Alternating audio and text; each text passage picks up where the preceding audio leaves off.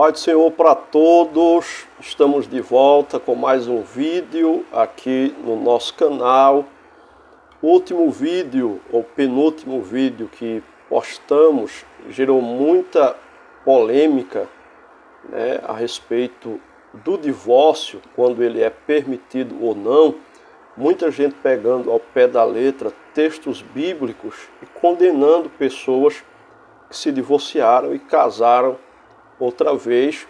Portanto, eu achei por bem falar hoje sobre o que é realmente o adultério, como a Bíblia define o adultério e se há perdão ou não para a pessoa que adulterou, e o novo casamento, quando ele pode ser realizado. Então, para tirar algumas dúvidas, fui muito questionado, mal interpretado em algumas colocações, alguém achando até que nós estamos apoiando alguma prática pecaminosa relacionada ao divórcio e ao novo casamento. Então, para que não restem dúvidas, nós vamos tratar sobre este assunto aqui nesse vídeo, que é adultério, como a Bíblia o define e se pode haver um novo casamento, quando pode, à luz das Escrituras. Espero que você fique conosco até o final, porque eu tenho coisas muito interessantes para você. Se você se interessa por esse tipo de conteúdo, eu já quero pedir para que você se inscreva aqui embaixo no canal, dá o like, para que o YouTube entenda que o nosso conteúdo é relevante. Clica também no sininho para que você possa receber as notificações. A maioria das pessoas se inscrevem, mas não clicam no sininho, não ficam recebendo os vídeos, assistindo os vídeos para serem atualizados. Então clique no sininho para receber as notificações. Sem enrolação, vamos lá falar a respeito do adultério e como a Bíblia o define. Quando Deus ele deu os 10 mandamentos ao seu povo, a fim de guiá-los no caminho estreito, no caminho certo, ele inclui, não cometerás adultério, está em Êxodo capítulo 20, versículo de número 14. Este foi o 6º mandamento do Senhor para o seu povo. A lei, ela foi dada para trazer uma clareza para as pessoas e para revelar a nossa grande necessidade do Salvador Jesus, que viria posteriormente na nova aliança. De fato, o próprio Jesus ensina essa lei como um padrão ainda mais alto quando diz a Bíblia Sagrada, ou o próprio Jesus em Mateus 5:28. Mas eu vos digo que todo aquele que olhar para uma mulher com intenção lasciva já cometeu adultério com ela em seu coração. Então, o adultério é um pecado muito grave e, seja no coração ou por ações, pela prática em si, é importante identificá-lo e se arrepender.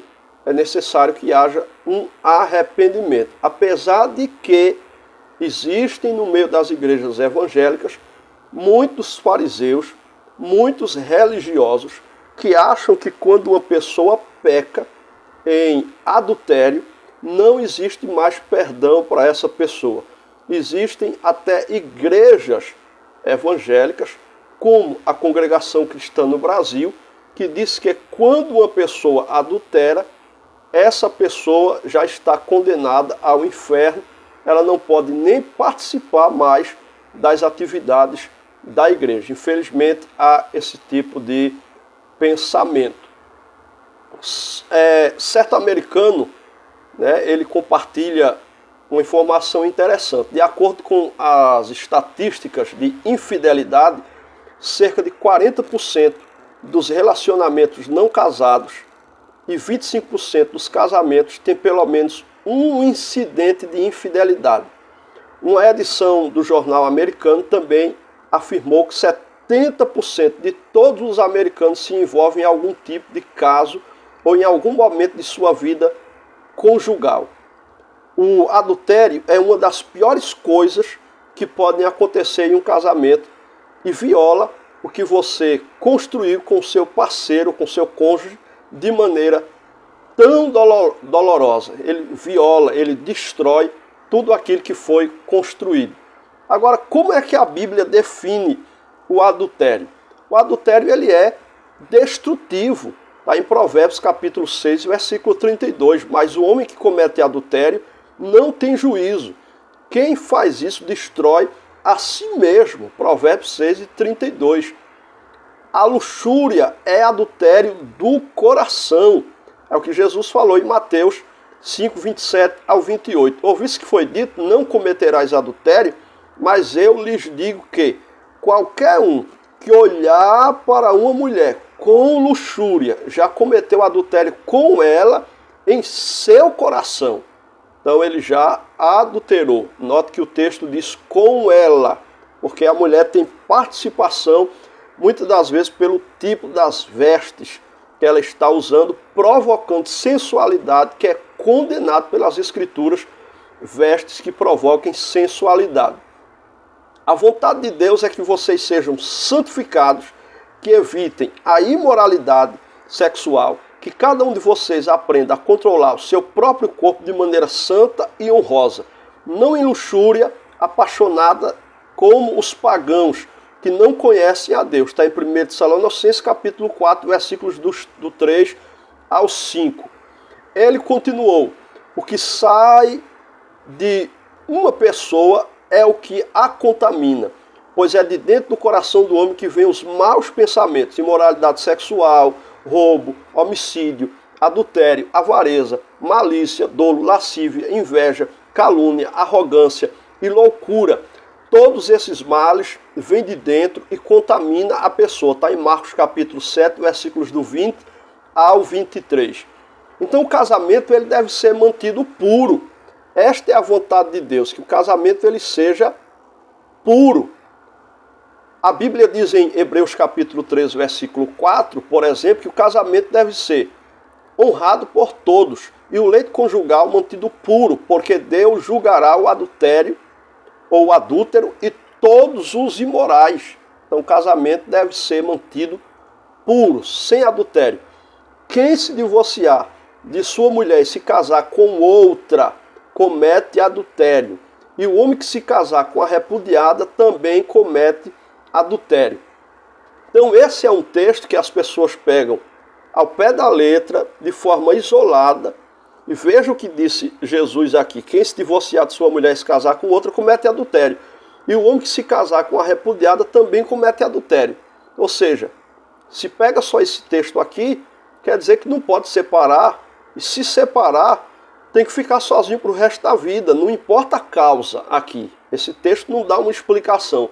Agora, texto sem contexto é pretexto. Nós temos que ler, por exemplo, Mateus 19, 9, quando Jesus falou o seguinte: digo-vos que quem se divorciar de sua mulher, exceto por imoralidade sexual, e casar com outra mulher, comete adultério. Então aqui em Mateus 19, 9 está claro que se a pessoa se divorciar da sua mulher, a não ser que tenha imoralidade sexual ou adultério, que seja traído, e casar com outra mulher, ele comete adultério. Quer dizer que se houve uma traição e ele separou da esposa, ele pode sim casar-se com outra mulher. Então as pessoas leem ao pé da letra e querem aplicar uma religiosidade tão grande, é um farisaísmo tão grande que existe no nosso meio das igrejas evangélicas, é uma santidade exagerada tão grande. Quando você vê alguém na igreja que você congrega, na igreja que você faz parte, um líder religioso, um obreiro, seja lá quem for, com a santidade além da conta, fuja dessas pessoas e fique certo, uma hora a bomba vai estourar e vai ver que essas pessoas, na verdade, eram as piores que existem dentro da igreja. Eu já conheci até alguém que dizia não usar perfume porque Deus mandou não usar perfume. E depois foram descobertas práticas pecaminosas terríveis dessa pessoa e até onde eu soube estava afastado no mundo em práticas homossexuais. Então, vamos ter muito cuidado com essas pessoas que pregam uma santidade exagerada, a qual elas não vivem e querem impor isso a outras pessoas. Agora, o que diz a Bíblia sobre o adultério? Na lei levítica, eles consideravam o adultério tão a sério que se um homem dormisse com a esposa de outro homem, por exemplo, os adúlteros seriam ambos mortos. Está em Levítico capítulo 20, versículo 10. Então, tanto o homem como a mulher casada, ambos seriam mortos, seriam apedrejados. Era o que dizia a lei, era o que mandava a lei.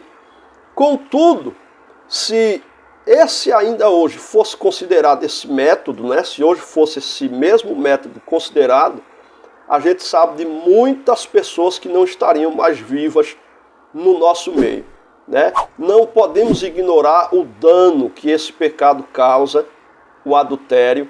Quando o homem e uma mulher fazem uma aliança conjugal diante de Deus e falham, ele ou ela não apenas traz o cônjuge, mas principalmente estão pecando contra Deus. É um pecado gravíssimo. Ninguém aqui está fazendo apologia a adultério. Ninguém aqui está defendendo que haja divórcio por qualquer motivo banal. Não, de forma alguma. Mas não podemos ser hipócritas e sermos santos além da conta, sermos justos além da conta, como a Bíblia condena. A Bíblia manda sermos santos, nem santinhos, nem santarrões, sermos santos. Então, é por isso que a graça de Jesus é tão abundante e esmagadora. Todos nós merecemos o castigo de morte eterna por nossos pecados. Não são só os adúlteros, não são só os que separaram e casaram novamente. Você que é crítico, né, de alguém que separou e casou novamente porque não conseguiu conviver mais naquele casamento, que muitas das vezes era uma farsa, existiam agressões físicas, verbais, chegou a um ponto que não deu mais, o irmão lutou, a irmã lutou, fez de tudo, mas não viu mais condições de conviver e separou, e você fica só criticando, apontando, condenando como se você tivesse a chave do inferno e do céu, como se você fosse o Todo-Poderoso. Você tem que entender que nem essa pessoa, nem você merece o céu. Todos nós estaríamos condenados à morte eterna se não fosse o sofrimento de Cristo Jesus na cruz do Calvário. Então, esse seria o nosso final. No entanto, Jesus veio e viveu a vida que não poderíamos. E colocando fé em sua morte e ressurreição, podemos ter perdão e vida eterna. Agora vamos a alguns exemplos na Bíblia de pessoas que adulteraram, né? Será que todas elas foram condenadas, não tiveram perdão? Será que é isso mesmo? Vai tudo para o inferno, quem adulterar? Como é que funciona? E aí?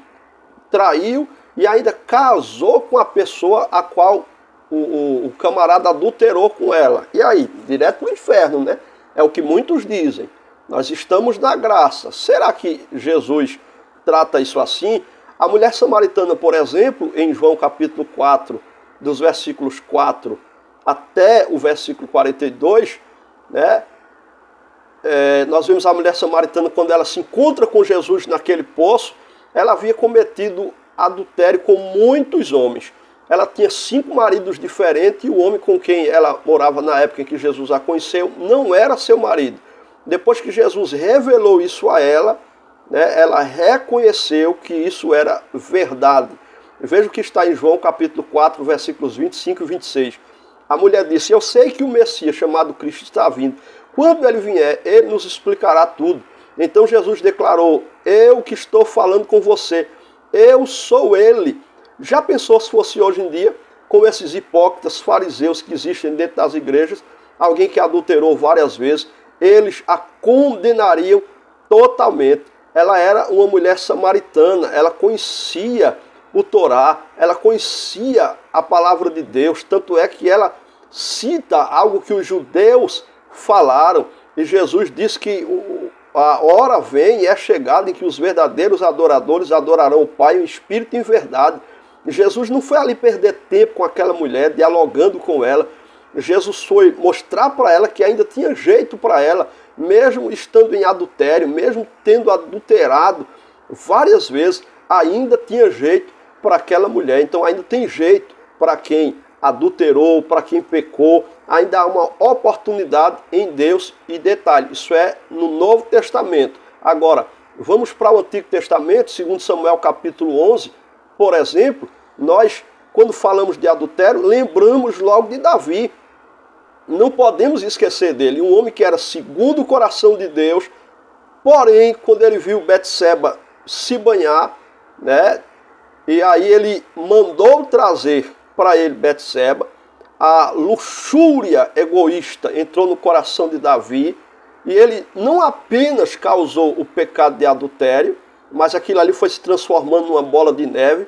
Ele adulterou com ela, ele fez um monte de trapaças para esconder a gravidez dela, e finalmente ele mandou ainda que matassem Urias, o marido de Betseba, que era fiel a ele, um soldado fiel, obediente, e ele fez isso com ele. Depois de todas as escolhas erradas de Davi, o profeta Natã o repreende, conta uma parábola para ele e fala de um homem rico que se recusou a usar uma das suas próprias ovelhas para dar de comer a um hóspede que veio o visitar, e pegou uma única ovelha de um homem pobre e a matou para dar àquele hóspede. Davi, quando ouviu aquilo, ficou irritado e disse: esse homem merece morrer. Aí Natã disse: esse homem é você. Você mandou matar Urias. Você pegou a mulher de Urias. Então, o adultério é um pecado destruidor. É um pecado que devasta todos ao redor. Então, a gente já viu muitas famílias serem despedaçadas pelos desejos sexuais egoístas de um dos cônjuges. Por fim, a destruição ocorre e o divórcio muitas das vezes vem como resultado. Agora, assim como Davi pecou, desobedeceu, isso trouxe consequências, o filho dele com Betseba morreu, mesmo assim ele se arrependeu, pediu perdão a Deus, como está lá no Salmo 51, versículos 10 e 11, depois do seu arrependimento, Deus o perdoou, ele continuou servindo a Deus. Deus é misericordioso, tanto na antiga aliança como na nova aliança na graça. Deus tem mostrado misericórdia. Davi não foi para o inferno, casou com Betseba. Então, não me venha dizer que vai para o inferno, querer condenar as pessoas a quem o próprio Deus não as condena. Devemos parar com esse tipo de julgamento condenatório quando nós não temos esse poder. O adultério é devastador sim, mas nunca nos esqueçamos de que Jesus é redentor. Se o amarmos, ele cooperará para o nosso bem e para a sua glória, como está em Romanos 8 e 28. No entanto, nossas escolhas trazem consequências, né, como trouxe na vida de Davi. Davi perdeu um filho, mesmo que haja graça, mesmo que haja o perdão, as consequências virão sobre as nossas vidas. Em João 8, Jesus foi convidado a apedrejar uma mulher, por exemplo, em ato de adultério, como mandava a lei, e ele começou a dizer às pessoas que nunca tinham pecado que atirassem a primeira pedra. Todos foram embora. Jesus, sendo ele o único que não pecou, que não falhou, escolheu não condenar aquela mulher, mas perdoá-la e chamá-la a deixar aquela vida de pecado. Então, quais são as formas de adultério? Primeira forma de adultério, pornografia, lendo matérias, gráficos que são sexuais, ou vendo, né? ou lendo matérias, gráficos de cunho sexual. Outra forma de adultério, flertar, é a pessoa atrair outra pessoa através de palavras suaves, usando uma linguagem adequada, como a outra pessoa que não é o seu cônjuge. Isso também é uma forma de traição, de adultério. Qualquer forma de relação sexual, né, com outra pessoa que não seja o seu cônjuge, também é adultério. Qualquer forma. Enviar mensagens ou imagens inapropriadas, né, para alguém que não é o seu cônjuge, o chamado nudes, também é adultério. Outra coisa que também é adultério é a luxúria. Ter fantasias sexuais com outra pessoa que não seja o seu cônjuge, também é adultério. Então, devemos ficar atentos em algumas áreas da nossa vida, ambientes de igreja, pequenos grupos, né? Nós temos ouvido muitas histórias de assuntos que ocorrem dentro de igrejas, de pequenos grupos, o inimigo quer destruir os casamentos. Então, mesmo que um casal pareça saudável em público, não se resume que alguém está livre de falhar nessa área. Contudo, estabeleça limites para não se colocar em situação potencialmente tentadoras. Então, tem gente que brinca com o pecado, brinca com a tentação e temos que ter cuidado com isso. Então, existem lugares, ambientes que são de mais facilidade para que haja o adultério, a traição, entre eles, comprovadamente em pesquisas, um dos lugares que mais acontece traição é a academia. É claro, é um ambiente onde as pessoas estão expondo os seus corpos, né, usando roupas para aquele ambiente, mas expondo os seus corpos, onde tem homens e mulheres, e acaba acontecendo ali o ato do adultério. Mas por incrível que pareça, um ambiente também onde acontece muito adultério, muitos adultérios, são dentro das igrejas. Então temos que ter cuidado, impor limites a nós mesmos, porque afinal de contas ninguém é super-homem. Ninguém é perfeito a ponto de achar que nunca poderá cair. Então a Bíblia diz que aquele que está em pé, cuide para que não caia. Então eu espero que vocês possam ter tirado as suas dúvidas. Espero que tenhamos cuidado com a tecnologia, com as redes sociais, para não cairmos em tentação. Termos cuidado na nossa saúde relacional, nosso relacionamento, né, com o nosso cônjuge. Cuidado com o adultério emocional, que é quando a pessoa começa a compartilhar os seus pensamentos, sentimentos, emoções pessoais com outra pessoa que não é o marido nem a mulher. Ou a minha melhor amiga deve ser a minha esposa e vice-versa.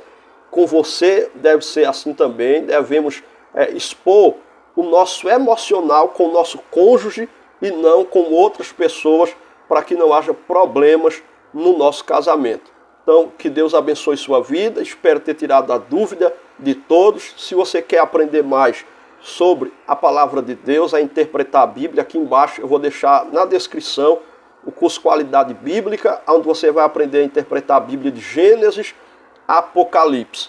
Que você possa se inscrever no canal, clicar no sininho para receber as notificações, dar o like e compartilhar esse vídeo com mais pessoas em nome de Jesus. Deus abençoe.